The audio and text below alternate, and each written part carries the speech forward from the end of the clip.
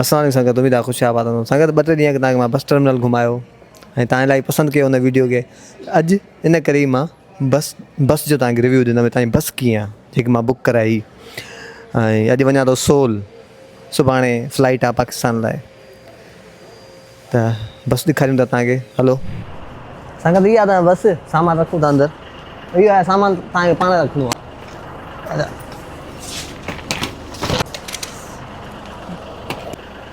सामान रखे छॾियो संगत। हलो हलूं था बस में अंदरि।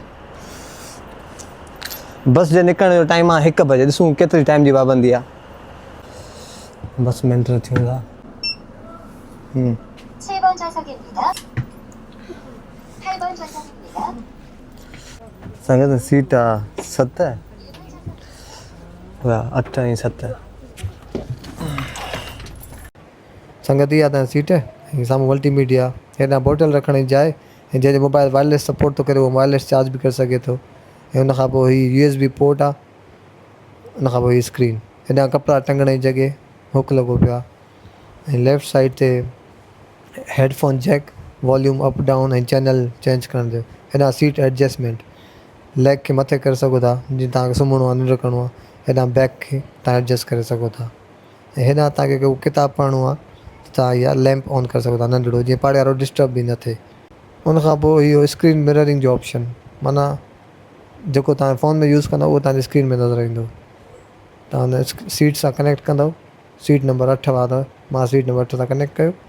जेको मां हाणे मुंहिंजे फ़ोन में हलंदो उहो ई साम्हूं स्क्रीन ते वॾी स्क्रीन में नज़र ईंदो। हेॾां मां व्लॉग पियो हलायां पंहिंजा तव्हांखे ॾेखारण लाइ।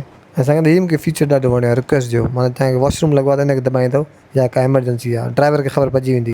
हींअर थिया आहिनि पूरा 1 ऐं बस पंहिंजे फिक्स टाइम ते निकिती आहे। ऐं मज़े जी ॻाल्हि, हीअ सॼी बस ॾिसो था संगत ख़ाली पई आहे। चंद सीटूं भरियल आहिनि, पर कंहिं पैसेंजर जो इंतज़ारु न कयो अथनि कि पैसेंजर अचनि, गाॾी फुल थिए त असां गाॾी कढूं। संगत टाइम जी पाबंदी लाइ 10 मां 10, सीट जे कंफर्ट लाइ 10 मां 10, सामान रखियो मां पाण। इहो को हुजे आहे हिते असिस्टेंट सामान जी हेल्प कराए आहे त उन लाइ कुझु नंबर माइनस कंदा, पर ओवरऑल 9 आउट ऑफ 10 मज़ो आयो, हाईली रिकमेंडेड। ईअं सम्झो त जहाज़ जी जेकी बिज़नेस क्लास आहे न, अहिड़े लेवल जी सीट आहे।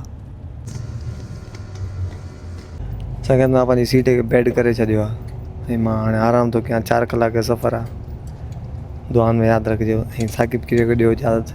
ख़ुदा हाफ़िज़।